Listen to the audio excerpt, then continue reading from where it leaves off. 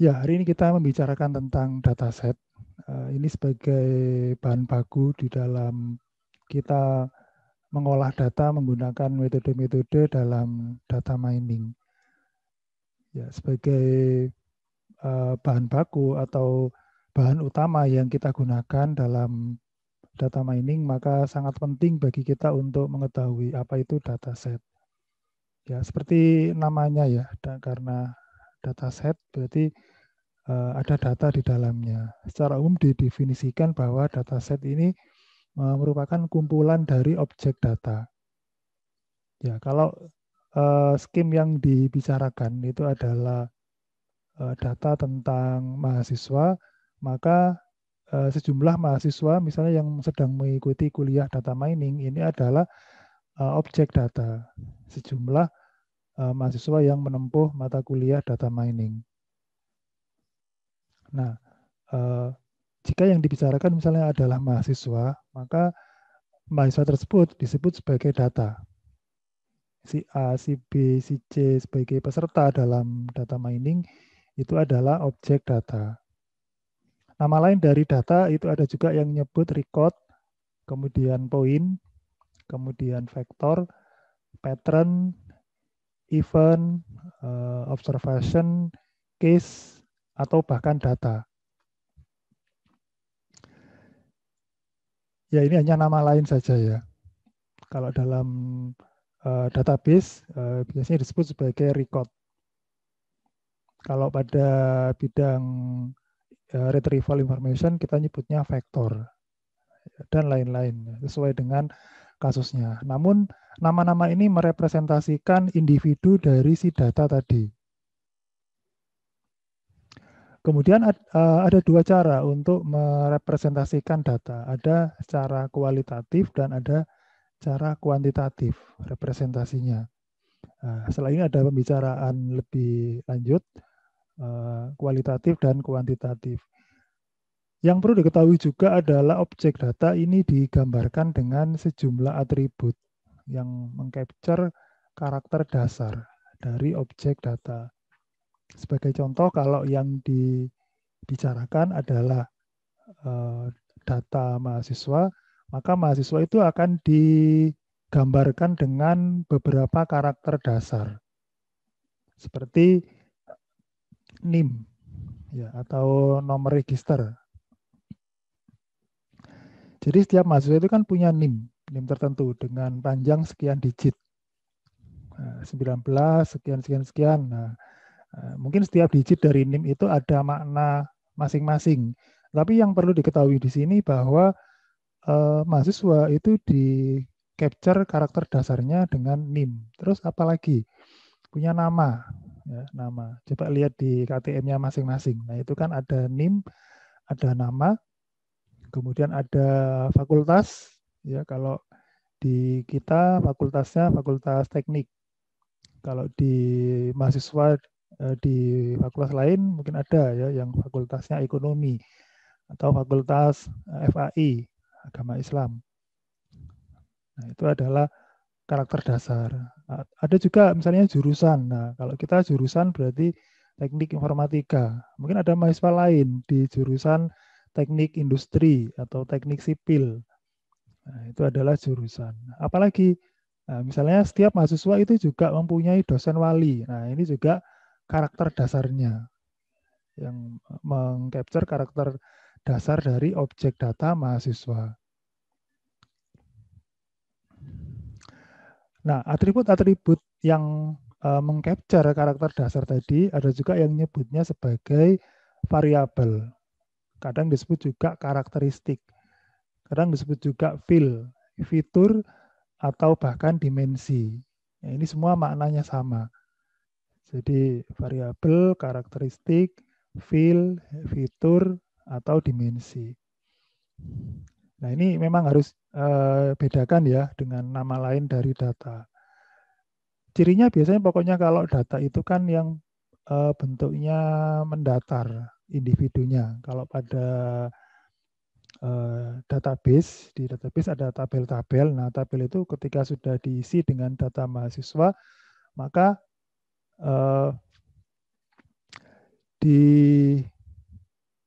barisnya itu adalah individu mahasiswa.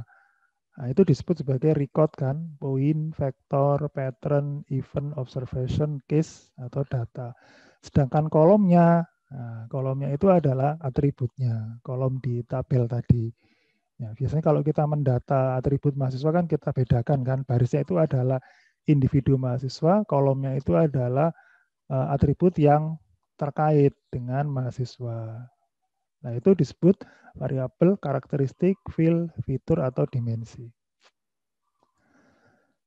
Nah, tadi jenis atribut itu kan ada dua. Ada kualitatif atau kategorikal, juga ada yang numerik atau kuantitatif. Nah, kalau kategorikal itu juga dibagi dua, yaitu nominal dan ordinal. Kalau nominal, nah ini perlu diketahui definisinya adalah atribut bertipe nominal itu memberikan nilai berupa nama. Dengan nama ini, sebuah atribut akan membedakan dirinya pada data yang satu dengan yang lain. Sehingga operator yang bisa digunakan itu adalah sama dengan dan tidak sama dengan. Nah, contoh yang diberikan adalah kode pos, kemudian nomor KTP, nomor induk mahasiswa, dan jenis kelamin. Termasuk alamat ya, alamat, kemudian nomor HP. Nah, variabel ini itu hanya bisa menggunakan operator sama dengan dan tidak sama dengan, tidak bisa menggunakan perbandingan seperti ini, apalagi penjumlahan dan perkalian. Contoh, misalnya alamat, ya alamat. Si A alamatnya di Gresik, kemudian si B alamatnya di Lamongan. Nah, alamat si A dan si B ini kan hanya bisa dioperasikan dengan operator sama dengan dan tidak sama dengan. Bahwa gini, apakah operator si A, apakah alamat si A itu sama dengan alamat si B? Nah, jawabannya tidak. Nah, itu adalah operator perbandingan sama dengan. Atau bisa juga ditulis bahwa alamat A tidak sama dengan alamat B. Tidak bisa menggunakan operator perbandingan. Jadi misalnya alamat A lebih besar daripada alamat B. Padahal alamat A itu nilainya Gresik, alamat B, si B alamatnya Lamongan. Tidak bisa menggunakan operator ini. Atau operator penjumlahan, misalnya alamat si A ditambah alamat si B. Berarti kan Gresik ditambah Lamongan. Ya kan tidak bisa. Kemudian contoh lain seperti nomor KTP, kode pos, nomor induk, termasuk nomor HP itu tidak bisa digunakan operator penjumlahan dan perkalian. Apakah mungkin nomor HP saya dengan nomor HP-nya teman kalian saya dijumlahkan? Kan tidak bisa. Atau lebih besar lebih kecil ya, tentu tidak bisa. Walaupun kelihatannya angka, tapi angka di sini adalah string ya, nomor HP, nomor KTP, nomor induk mahasiswa. Masuk pada kategori nominal. Yang kedua adalah ordinal. Kalau ordinal itu sebenarnya berupa nama juga seperti pada nominal, tetapi dia mempunyai arti informasi yang terurut. Jadi makanya sehingga dia bisa menggunakan operator lebih besar, lebih kecil sama dengan, lebih besar sama dengan. Seperti contohnya adalah grade kelulusan. Kan grade kelulusan itu yang paling tinggi adalah cum laude atau dengan pujian. Kemudian sangat memuaskan, di bawahnya lagi memuaskan. Nah, 3 ini adalah grade yang berjenjang. Jadi berupa kata atau kalimat tapi tidak bisa dijumlahkan maupun dikalikan. Hanya bisa lebih besar atau lebih kecil sama dengan. Atau termasuk operator sama dengan, tidak sama dengan juga bisa. Jadi dengan operator yang atasnya bisa, tapi dengan yang bawahnya tidak bisa. Kemudian suhu, kalau pakai kategori dingin, normal, panas, nah ini juga berjenjang, ya terurut, dingin, normal, panas. Sehingga bisa dipakai operator lebih besar. Jadi kalau dioperasikan kan gini, normal lebih besar daripada dingin. Nah, atau normal lebih kecil daripada panas. Itu adalah tipe data atribut ordinal. Yang ketiga adalah interval. Interval ini sebagai bagian dari atribut kuantitatif interval hanya bisa menggunakan operator penjumlahan pengurangan ditambah yang sebelumnya. Jadi sama dengan, tidak sama dengan, lebih besar, lebih kecil, terus penjumlahan dan pengurangan. Ini bisa dipakai oleh atribut bertipe interval. Ini adalah tanggal, kemudian suhu dalam Celsius atau Fahrenheit. Nah, ini adalah interval.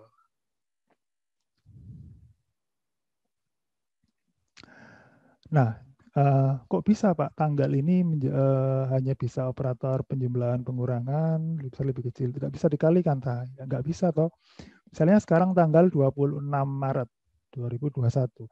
Apakah bisa dikalikan dengan angka 2? Nah, tidak bisa. Tapi bisa dijumlahkan. Jadi misalnya hari ini tanggal 26, 26 Maret 2021. Maka ditambah 2 hari. Nah, itu kan bisa.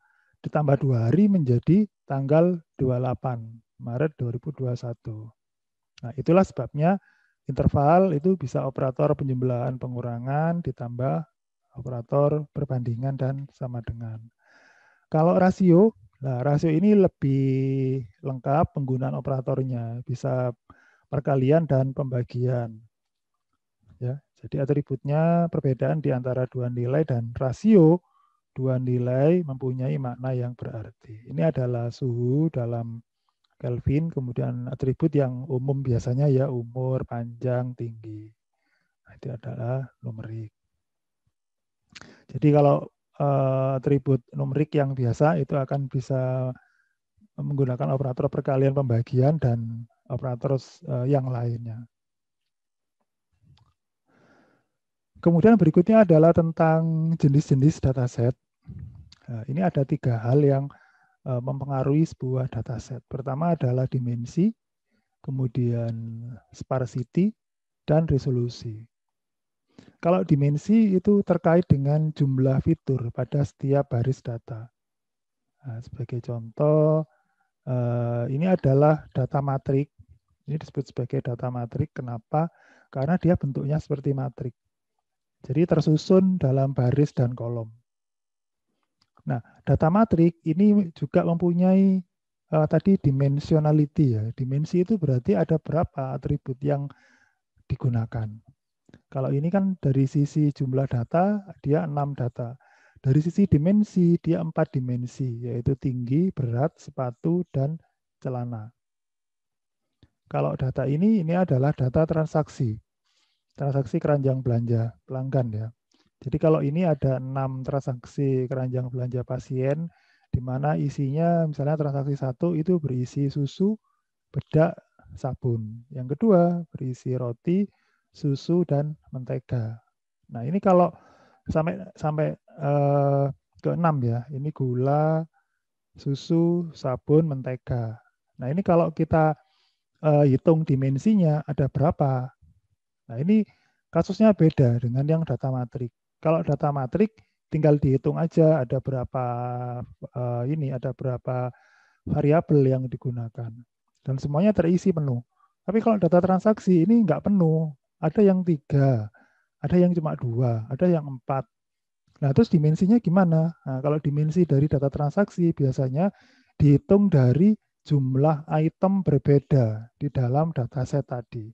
Ya, di dalam dataset ya, bukan keseluruhan item di lembaganya tadi. Jadi kalau terbatas pada data yang disajikan, maka yang berbeda ini ada susu, bedak, sabun, roti, mentega, gula, terigu. Jadi ada 7 item. Artinya untuk data transaksi ini sebenarnya secara dimensi dia ukurannya adalah 7.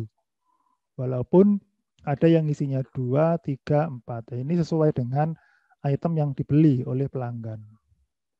Kalau data dokumen, nah ini dokumen, misalnya kita punya 5 dokumen, ada dokumen A, B, C, D, E. Nah sebenarnya kalau data istilah dokumen itu kan kita menghimpun ada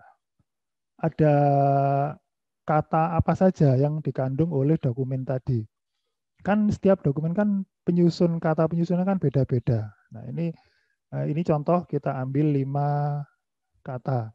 Jadi ternyata dokumen A itu berisi kata item 2, kata komputer keluar 5 kali, cerdas tidak ada, citra tidak ada, informasi keluar 7 kali. Demikian juga yang lain ya. Jadi yang tidak terkandung di dalam dokumen tadi kita isi 0.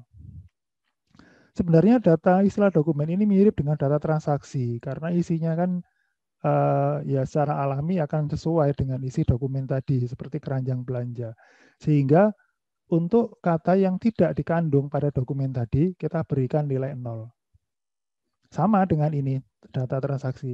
Kalau misalnya mau dibentuk menjadi matriks seperti ini, maka untuk transaksi yang tidak dikandung, untuk item yang tidak dikandung pada sebuah transaksi, kita beri nilai 0. Misal, di transaksi 1 ini kan isinya susu, bedak, sabun. Tidak ada roti dan terigu. Maka untuk kolom roti dan terigu kita kasih nilai 0. Sedangkan kolom susu, bedak, sabun kita kasih nilai 1. Ya gitu. Ya sebenarnya ini adalah kombinasi antara data matrik dan transaksi. Kalau matrik mengharuskan semuanya terisi. Nah, jadi sini semuanya harus terisi. Sedangkan data transaksi itu kan ada yang kosong. Maka kalau dipindahkan ke matrik, maka yang tidak terisi kita beri nilai 0. Nah, seperti ini berarti kalau transaksi itu kan dimensinya dihitung dari berapa item berbeda. Maka pada istilah dokumen sama akan dihitung ada berapa token atau berapa kata yang dihasilkan dari dokumen A sampai F. Nah, itu adalah dimensinya. Yang kedua adalah sparsity. Sparsity itu adalah keterisian fitur. Artinya sebenarnya pada dataset itu bisa dilihat bagaimana sparsity-nya. Pada data dalam bentuk matrik itu semuanya pasti terisi. Walaupun kadang ada yang nggak terisi ya. Kalau kita mengcapture data, mengambil data dari hasil inputan tertentu dari lembaga-lembaga, maka kadang karena kesalahan user, kadang ada kolom yang tidak diisi. Nah, itu nanti bisa menyebabkan kekosongan data. Nah, pada data matriks sebenarnya semuanya akan terisi penuh. Pada data transaksi, ini secara alami dia pasti ada yang kosong. Jadi sparsity-nya menjadi rendah keterisiannya. Ya, kalau ini kan keterisiannya penuh. Kalau ini bisa jadi lebih rendah karena item-itemnya bisa satu buah, 2 buah, ini tiga item, ini 4 item, padahal aslinya ada 7 item. Nah, ini adalah masalah keterisian. Sehingga kalau sebuah data itu keterisiannya rendah seperti data transaksi, maka ketika dipaksakan menjadi data matrik, bisa jadi ada yang kosong, 00 seperti ini. Sehingga kalau untuk data yang bentuknya seperti keranjang belanja maupun dokumen, sangat tidak efisien kalau kita proses menggunakan satu tabel besar. Karena akan banyak yang 0 dan tidak digunakan. Sedangkan space memory tetap akan dipakai di dalam di dalam sistem kita ya, dan ikut terkomputasi. Yang ketiga adalah resolusi. Kalau resolusi ini pengaruh kepada data graf. Nah, ini bisa kita lihat pada data yang bentuknya memang karakternya seperti graf. Jadi ada node-node tertentu yang kemudian punya relasi antar node tadi. Jadi seperti antara titik 7 dengan 8 ini ada hubungan. Antara 7 dengan 10 ini ada hubungan. Nah, ini adalah data graf. Kalau seperti ini ya, ini 5 ini tidak ada hubungan antara 5 ke 3 maupun 5 ke 10 atau 5 ke 8. Nah, ini nanti akan mempengaruhi resolusinya. Semakin banyak vertex yang menghubungkan antara satu node dengan yang lain, maka resolusinya akan semakin besar. Apalagi pada data yang bentuknya spasial seperti ini. Ya. Nah, kalau data yang bentuknya spasial, sebenarnya bisa kita lihat bahwa dia punya koordinat X dan Y. Ya, bisa kita lihat di sini ya. Ini adalah pencitraan pada data suhu muka air laut. Nah, ini Indonesia ada di sini ya. Ini negara-negara lain juga ada lautan. Nah, warna-warna ini ada yang warna oranye, ada yang hijau, ada yang biru. Ini merepresentasikan besarnya suhu air laut.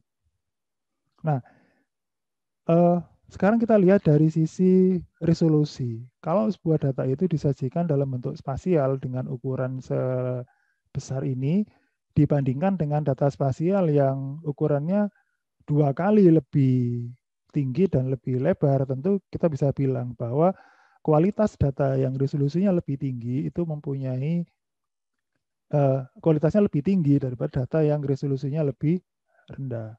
Tapi jangan lupa, kalau dia semakin besar resolusinya, maka biaya komputasi yang akan digunakan itu semakin besar. Nah, itu bisa jadi pertimbangan pada saat kita mendesain sistem data mining. Itu adalah 3 hal yang mempengaruhi dataset. Sedangkan dari sisi jenisnya ada record, ada graph, dan ada order. Kalau record yang masuk di dalamnya ada matrik, ada data transaksi, dan dokumen. Jadi yang 3 yang pertama ini masuk pada kategori record, matrik, transaksi, dan dokumen. Kemudian yang kedua adalah data graph. Ini adalah data web, navigasi web, dan termasuk juga struktur molekul. Ini adalah masuk pada kategori data graph. Kemudian yang order adalah data spasial tadi, kemudian temporal, sekuensial, dan genetic sequence. Jadi biasanya data-datanya itu mempunyai periodik tertentu ya, periodik tertentu, termasuk yang spasial tadi. Ya, sebelum lanjut ke kemiripan dan ketidakmiripan, ada yang mau ditanyakan?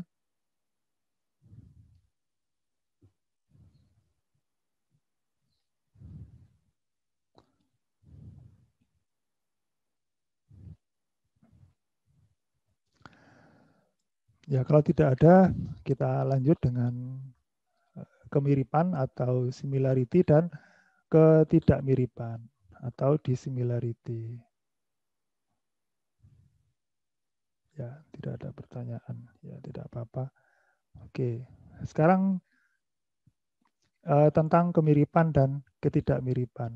Jadi, mengapa kita perlu membahas kemiripan dan ketidakmiripan? Ternyata pada metode-metode klasifikasi, kemudian clustering, kemudian deteksi anomali, ini umumnya menggunakan ukuran kemiripan dan ketidakmiripan pada 2 data untuk bisa memproses pekerjaannya. Nah, sebagai contoh, kalau pada klasifikasi yang kemarin saya contohkan, kita memprediksi label dari data hewan baru yang belum diketahui. Jadi ada hewan penutup kulitnya rambut, melahirkan iya, beratnya 110. Nah, itu berdasarkan data tren yang disediakan, data acuan yang disediakan, maka kita bisa mencarikan mana yang lebih dekat terhadap hewan tadi. Ternyata setelah kita teliti, yang lebih dekat itu adalah hewan mamalia, bukan reptil. Nah, itu adalah kita sebenarnya sudah menggunakan teknik kemiripan dan ketidakmiripan. Termasuk clustering yang sudah kita bahas sebelum yang kita bahas singkat sebelumnya. Jadi bagaimana mungkin sebuah data itu bisa bergabung pada data yang lain, yang data mahasiswa itu ya, yang BMI sama ukuran rangka. Nah, itu bagaimana sebuah data bisa mengelompok pada data yang serupa dan terpisah dari data yang lain. Itu karena memang dia memiliki nilai kemiripan yang tinggi terhadap sesama dalam klaster dan kemiripan yang rendah terhadap data dalam klaster yang berbeda. Kemudian kemiripan atau similarity ini adalah ukuran derajat numerik di mana 2 objek adalah mirip. Nanti nilainya 0 jika tidak mirip dan nilainya 1 jika mirip penuh. Ya, biasanya dibatasi sesuai dengan metodenya ya. Memang tidak relatif, tidak selalu 0 dan 1. Tapi yang umum memang akan membatasi nilai 0 hingga 1. 0 jika kemiripannya sangat rendah atau enggak mirip, nilainya untuk semakin tinggi mencapai 1, maka dia mirip penuh. Sebaliknya kalau ketidakmiripan atau dissimilarity, Ini adalah derajat numerik, di mana dua objek adalah berbeda. Semakin rendah, berarti dia ketidakmiripannya semakin kecil. Semakin tinggi, maka ketidakmiripannya semakin besar. Umumnya dibatasi sampai 1, tapi ada juga yang bisa sampai tak terhingga, tergantung metodenya juga. Nah, ini ada juga yang menghubungkan antara kemiripan, disimbolkan S, dan D untuk ketidakmiripan. S similarity, D adalah dissimilarity. Nah, jika interval nilainya adalah 0 hingga 1, ini syaratnya, maka dapat dirumuskan bahwa S ditambah D itu sama dengan 1. Ya, kalau rumus ini berarti similarity itu komplement dari dissimilarity katanya. Tapi kadang kalau kita sudah menetapkan similarity-nya pakai kosinus, dissimilarity-nya misalnya pakai Euclidean, ya udah. Jadi kita nggak perlu menghitung similarity dari komplementnya Euclidean gitu ya. Jadi biasanya kita cukup menggunakan satu metode aja untuk kemiripan pakai kosinus atau yang lain. Kemudian dissimilarity bisa pakai Euclidean atau yang lain yang serupa. Ada juga yang merumuskan S sama dengan 1 dibagi 1 ditambah D atau sama dengan E pangkat min D ya. Terserah sih ya. Kira-kira yang lebih tepat yang mana sesuai dengan kasusnya. Nah, ini metode-metodenya untuk kemiripan dan ketidakmiripan. Kalau yang ketidakmiripan itu biasanya identik dengan jarak atau distance. Nah, ini ada Euclidean, ada Manhattan, ada Minkowski, ada Chebyshev, ada Mahalanobis, Hamming, dan sebagainya. Kalau kemiripan itu ada cosinus, ada correlation, ada Tanimoto. Nah, kalau Euclidean, formulanya pasti semua sudah kenal ya, seperti ini. Jadi, antara data X dan Y dikurangi, kemudian dikuadrat, kemudian dijumlahkan. Baru setelah itu diakar. Ini rumus standar, semua pasti tahu ya, Euclidean. Mirip dengan Pitagoras. Jadi dikurangi, kemudian dikuadrat masing-masing variabelnya itu, kemudian dijumlahkan baru diakar. Selain Euclidean, ada namanya Manhattan, ada juga disebutnya city block. Ini sebenarnya mirip Euclidean, tapi pangkatnya 1. Ini kan pangkatnya 2. Kalau di sini pangkatnya 1, sehingga seolah-olah tidak dipangkat. Jadi dikurangi kemudian dijumlahkan. Terus akarnya sebenarnya akar 1. Tapi akar 1 kan tidak ngaruh, jadi nggak ditulis. Di situ, city block. Kemudian kalau Minkowski itu sebenarnya bentuk general antara Euclidean dan Manhattan. Jadi untuk akar dan pangkatnya itu lambda. Harus sama lambda. Jadi kalau lambdanya 2, maka akan kembali ke Euclidean. Kalau lambdanya 1, kembali ke Manhattan. Atau lambda yang lain, misalnya lambda 3, atau lambda 4, atau lambda 5. Nah, nanti hasilnya bisa beda-beda, ya, tergantung kasusnya yang akan diselesaikan. Kemudian yang lain ada Chebyshev. Kalau Chebyshev itu lebih sederhana, menyederhanakan dari Manhattan. Kalau Manhattan kan selisihnya itu kemudian dijumlahkan. Ya, selisih mutlak loh ini. Ya, ada mutlaknya. Kalau Chebyshev itu selisih mutlaknya tidak dijumlahkan, tapi diambil yang terbesar. Ya. Selisih terbesar di antara semua variabel. Kemudian kosinus ini untuk kemiripan. Memang ini namanya sama ya, kosinus sesuai dengan yang trigonometri. Pasti semua kenal, ada trigonometri kosinus. Nah itu namanya sama, tapi cara ngitungnya beda. Tapi sebenarnya konsepnya mirip ya, mirip dengan kosinus yang pernah kita kenal. Tapi di sini cara ngitungnya tidak sama dengan kosinus yang kita kenal. Jadi antara dua variabel X dan Y itu di inner product dulu. Ini namanya inner product X titik Y, kemudian dibagi dengan panjang vektor dari X dan Y. Jadi inner product itu X dikali Y, masing-masing variabelnya, kemudian dijumlahkan. Kemudian kalau panjang vektor itu berarti masing-masing elemen dari X itu dikuadratkan, kemudian di sigma, dijumlahkan, kemudian diakar. Akar 2. Ya. Kemudian kalau Mahalanobis itu rumusnya ini jarak juga ya.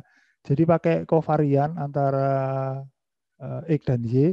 Jadi X dan Y itu dikurangkan, di sini juga dikurangkan, terus dikalikan sama covarian, inverse dari covarian. Nah, covariannya itu dihitung dari sama dengan rumus varian ya, cuma antara dua variabel. Jadi X dikurangi rata-ratanya, Y dikurangi rata-ratanya, dikalikan, kemudian dibagi N-1.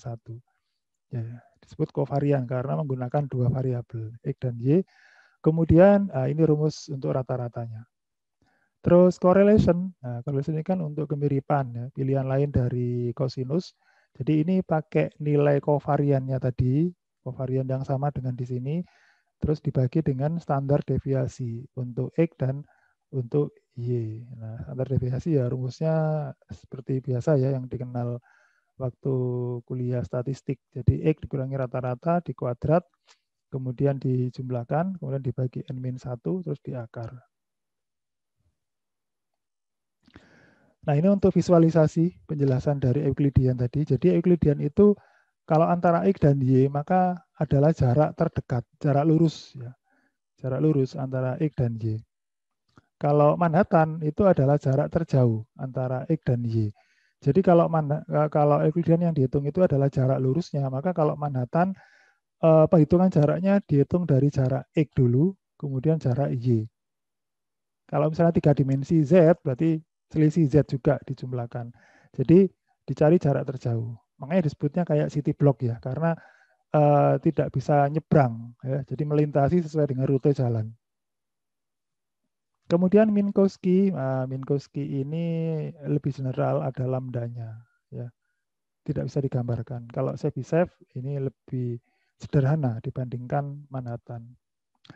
Nah ini contohnya. Kalau kita punya 5 data, P1, P2, P3, P4, P5. Nah ini P1 itu kan X-nya 1, Y-nya 1. P2 X-nya 4, Y-nya 1. P3 X-nya 1, Y-nya 2. Ya, sampai P5. Ini X-nya 5, Y-nya 4. Nah kalau dihitung pakai Euclidean, maka ini adalah jarak lurusnya. Seperti ini ya, antara P1 dengan P2. Ini kan jaraknya 3. Jadi P1 dengan P2. Ini jarak Y-nya kan 0, jarak X-nya 3, ya kan sama dengan 3. Kuadrat kan, ya, jadi kan pasti ketemu 3 lagi. P1 dengan P4, nah P1 dengan P4, nah, ini akan ketemu 3,6.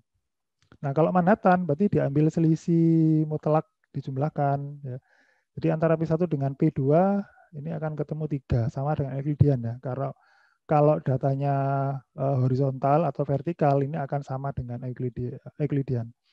Nah, kalau yang ini P1 dengan P4, nah ini P1 dengan P4, ini kalau pakai Euclidean 3,6. Kalau pakai Manhattan ketemunya 5. 5 dari mana? 5 dari sini.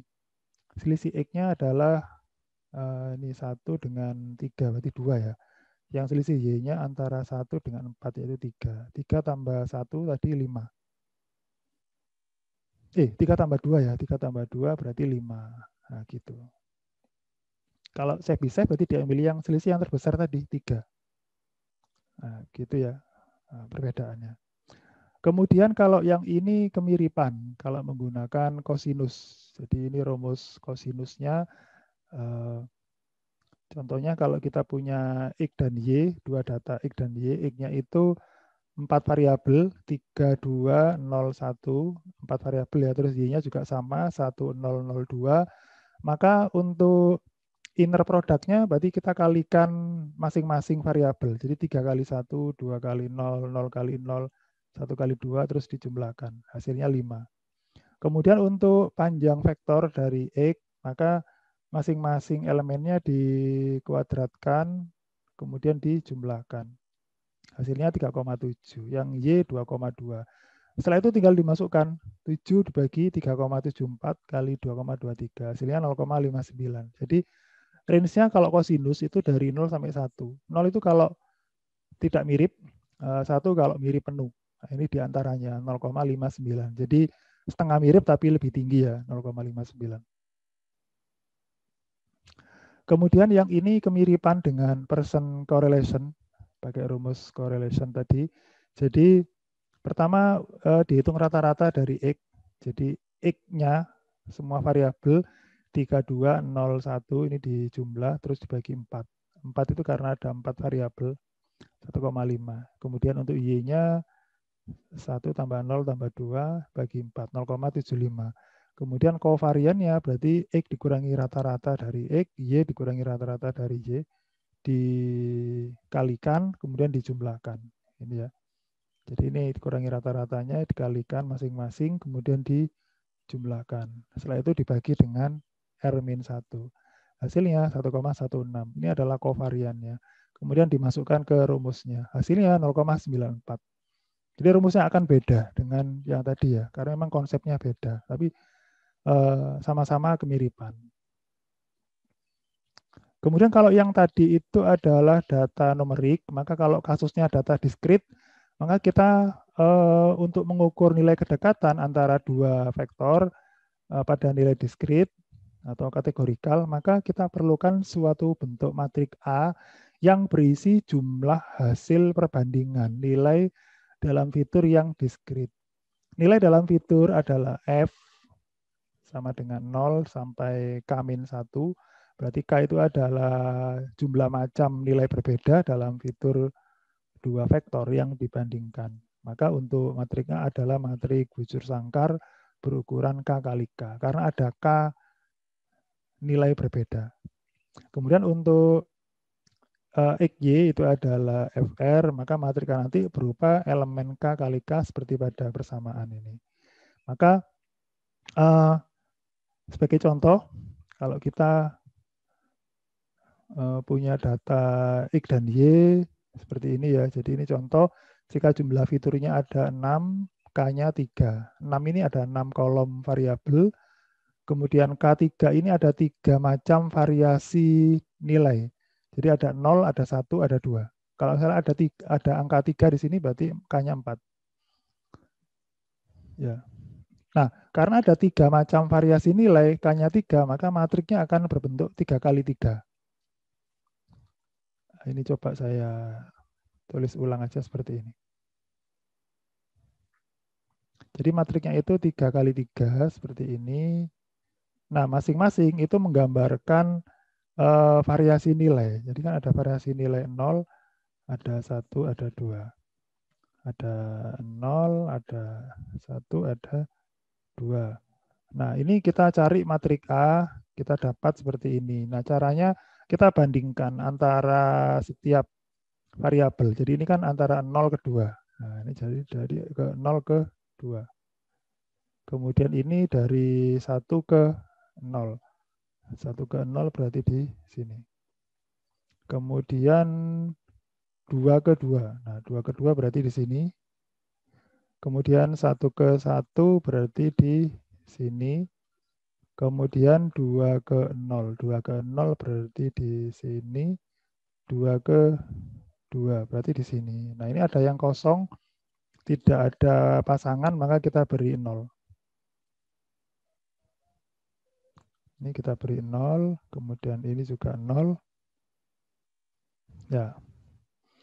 Maka akan menjadi matrik A. Nah, ini ya, 001, 110, 102. Nah, ini 2. Nah, untuk memverifikasinya, jumlahkan nilai dari semua elemen. Ini harus sama dengan R. R itu kan jumlah variabelnya. Jadi kalau ini dijumlah harus sama dengan 6. Kalau nggak 6 berarti kita tadi salah mencari matrik A-nya. Itu aja sih. Selanjutnya diapakan? Nah, selanjutnya kalau mau mencari ketidakmiripan menggunakan cara Hamming, maka kita definisikan dari jumlah tempat di mana dua vektor berbeda. Nah, ini formulanya adalah 1 per R itu jumlah variabel tadi, dikalikan dengan jumlah dari semua elemen matrik A dari I-nya 0 sampai K-1, J-nya dari 0 sampai K-1 dengan syarat J-nya yang tidak sama dengan I. Berarti ini selain yang diagonal ini di skip. Jumlahkan semua elemen selain yang diagonal. Selain diagonal utama.